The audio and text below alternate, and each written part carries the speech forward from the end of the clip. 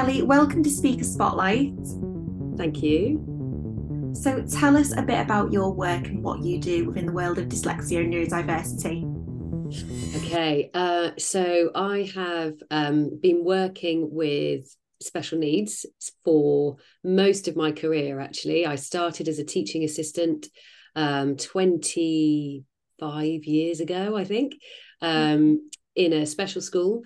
And whilst there, I was really lucky to have the opportunity to work with post-16 students on their literacy skills. And these students they had really complex needs. But I absolutely loved it. I really enjoyed being able to kind of explore letters and words with them, and just build their confidence really in using language and understanding the sort of written word.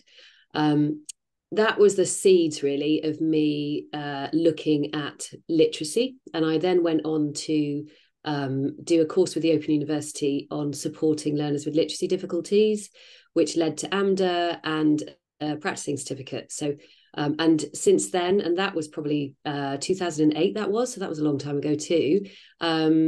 All of my kind of experience has been around supporting learners with dyslexia. And that has been in schools, it's been in further education and higher education.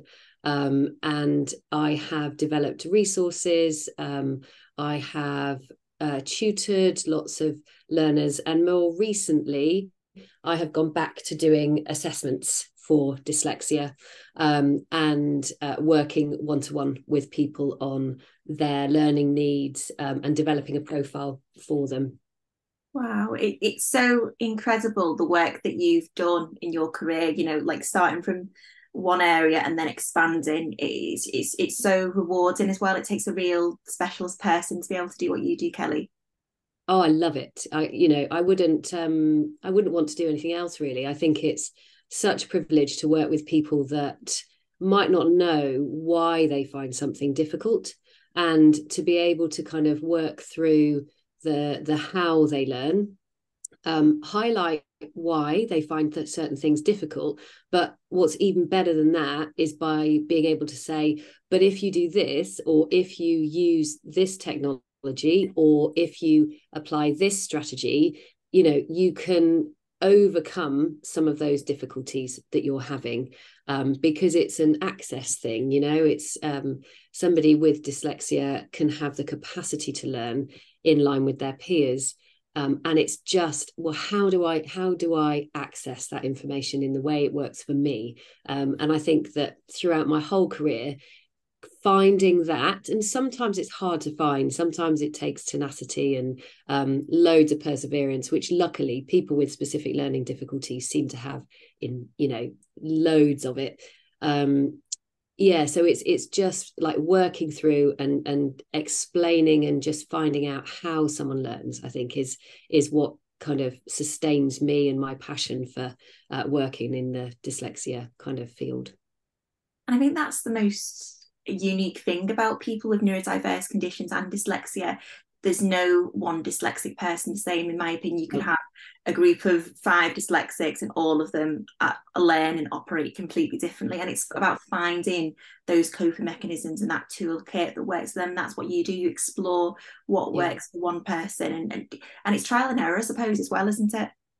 And it's individual, that's the thing. It's every person I meet is an individual. What they bring to their learning is specific to them. So there is no one size fits all. And whilst there are certain strategies that probably help, they probably help pretty much anybody that's struggling, because they are just sort of common sense. But yeah, it's that individual approach, I think, that really supports those learners in developing their learning and their education. And you mentioned that you do a lot of work with around your GCSE age, so 16. That age is very much like it's that decision of what pathway to go on to. Do I go to college? Do I go to sixth form? Do I go down the apprenticeship route? And for someone who's neurodiverse and dyslexic with that confidence and self-esteem, it can be really difficult for them to find the pathway for them and encouraging them. So it is, I suppose, how do you manage that, Kelly? I mean, I think that it's a diagnosis at any age is something that can then shape what you do next. So, you know, when I talk to adults that have had a diagnosis, and they tend to look back and think, oh, what if I'd had it, you know, at 16, or what if I'd had it at 11? So, but there is no, you know, good time for it necessarily. But I think it's important, you know, if you are kind of 16, 18, and you're thinking about what happens next, if you've always had a bit of a history of difficulties with literacy, and you've always felt that you work really, really hard but are just struggling to get to where you know you can get to, you know, it's like that, well, I'm sure it's in my head but it's just not coming out on the paper. To understand that in more depth then makes you feel like, oh, okay, so actually I could potentially go to university, because what I need is this technology, or if I had tuition every week I'd be able to be organized enough to deal with it. Without that, you might feel like actually my aspirations or my dreams have to be limited by you know, how I can get stuff down on paper, and that really doesn't have to be the case. And you touch a lot on the assessment and diagnosis, and especially around that age, it can be, I think, just being a teenager, you can just imagine, oh, I don't want to have that label. I don't want to have, I don't want to be seen as different. But as we know, the diagnosis is everything, and it can be hard at first, but it can really help you in later life and in every day as well, knowing and having that compassion for yourself. Actually, it's okay that I operate this way. I think that's a really good way of saying it. You know, yeah, it's okay, I can operate this way. It just happens to have a label. And that label just happens to be dyslexia or dyspraxia or ADHD. I think as a society, unfortunately, and I'm probably in the camp that likes where we're going in terms of neurodivergent and neurodiversity, and recognizing that there is a, you know, a spectrum of difficulties, as opposed to that's dyslexia, that's dyspraxia, and separating them all. But at the moment, because it's so linked to support and to kind of like, you know, well, mainly support, some funding, we kind of have to have those labels. But I think it's really important that the person embraces it, you know. So if they are happy to be dyslexic or have dyslexia, it's really important that the person owns it, and then dictates to everybody else how they feel about it and what they want to do with it, rather than us saying, you know, you have this or you are this, as an assessor. Absolutely. And to me, I think that's where role models play a really crucial part. I mean, there's so many amazing people who you just think, I would never think they're dyslexic, or I would never think they're neurodiverse. But Yeah. I mean, that representation is absolutely everything, especially for somebody who's just been diagnosed. Yeah, you're right. And it's also when people are much more open about how they do stuff. So, you know, saying that, oh my, you know, I really struggle to learn my lines. I remember, I think it was, I think her name's Cara Toynton from EastEnders. I think she did a brilliant Oh, it's program. fantastic. Yeah, and she was saying about, you know, it took her forever to learn her lines. She had to be able to kind of say them out loud, and repeat and repeat and repeat. And then it didn't come naturally. And I think to somebody that might, you know, really struggle at 11 or 12 with reading, to hear that actually somebody else who's a successful person they see on the telly has had the same struggles. Yeah, it's all about representation, isn't it? Absolutely. And you know, I love that documentary so much. And that It's good, wasn't it? It's frighteningly, old now, isn't it it? is, it's really old. It's about, it must be 18 years old, which is frightening, but it just shows how powerful it is still to think that's Yeah. how long that was released, and still that impacts people today. Like I remember that being, show my age now, I remember that being on BBC Three, the channel, and that Yeah. still made an impact on me as a young Yeah. person. So to me, it is absolutely everything. But we're really excited to be having you at the Dyslexia Show again, Kelly. Can you tell Thank us a bit you. about your talk and what people can expect from the show? Yeah, so this is my third year of doing the dyslexia show, and I absolutely love it. I can't wait for the kind of applications to come out, and I get my email from someone saying, you know, yes, you can put in an application for it, because I just think the vibe at the dyslexia show is is the best that I have seen at different conferences or shows, and that's because of the audience that you attract, because I think they are open and warm and ready to kind of learn and try other things. And actually, it was on the back of a conversation that I had last year with an audience member that it prompted me to think about what I was presenting this year.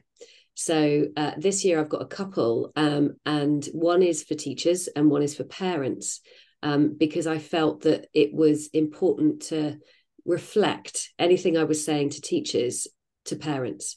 And so I asked and said, oh, can I do two? Is it, any chance I can do two? Because I really want to do something for parents too. So yeah.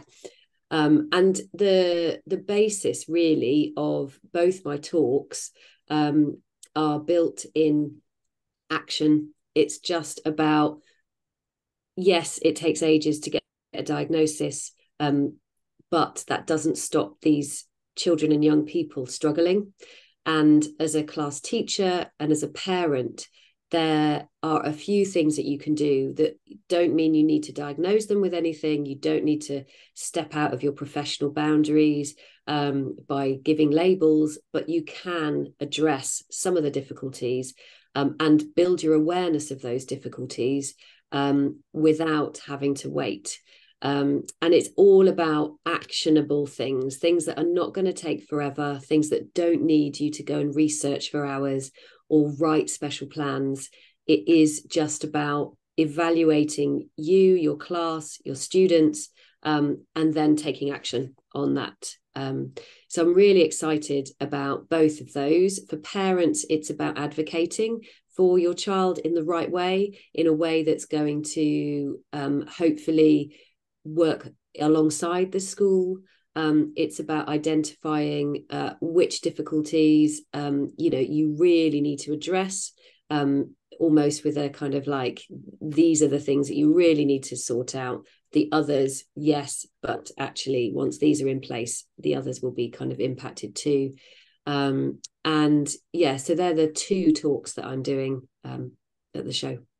I think it's so valuable, and I think it just shows the variety. So for somebody who's looking to attend the show, the variety in audience there. So it's not, I think a lot of people assume because it's dyslexia and neurodiversity, oh, it's only for teachers, but actually it's for parents, it's for young people, even for workplaces, so they have that understanding of dyslexia, neurodiversity, and how they can best support the people that they work with every day. That's right. And actually, I'm kicking myself by saying teachers, because as a previous teaching assistant, I value the work that teaching assistants do for neurodiverse children, because they do a huge amount in their education setting.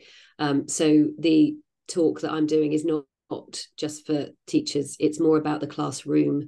And so that's any professional that is in that classroom supporting those children and young people. Kelly, thank you so much for doing Speaker Spotlight. I'm so excited to hear your talks. I think they're just going to be so you're welcome. In the meantime, where can people find you? Because the show's not till March. Where can people find about you?